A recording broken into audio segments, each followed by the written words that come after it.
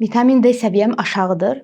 Mən bu qədər günəşlənirəm, amma niyə düzəlmir? Deyənlərdənsinizsə, videonu sona qədər izləyin. D vitamini günəş vitamini də adlandırılır. Amma maraqlıdır ki, aşağı D vitamini təkcə günəş şüalarının çatmamazlığı deyil. Yəni sən saatlarla günəşlənə bilərsən, günəş altında ola bilərsən. Dərin qaralar, dərinin tünd rəngli olması, günəşdən qoruyucu kremlərin istifadə olunması, qapalı mühitdə yaşamaq, piyələnmə və insulin direncinin olması, qaraciyər və böyrək funksiyasında olan zəifləmə, bunlar hamısı sizin D vitamininizin aktiv formasını bloklaya bilər. Ən önəmlisi də odur ki, günəşdən alınan D vitamini dəridə sintez olunsa da, o qaraciyər və böyrəklərdə aktivləşir və əgər qaraciyər və böyrək problemləriniz varsa, bu proses aktivləşməyə bilər. Yəni gördüyünüz kimi günəş təkcə kifayət deyil. Aktivləşmə və udulma da lazımdır. Ona görə də beynəlxalq endokrin protokollar deyir ki, D vitamini səviyyəsini təkcə günəşlə yox, orqanizmin metabolik sağlamlığı ilə ölçülməsi lazımdır.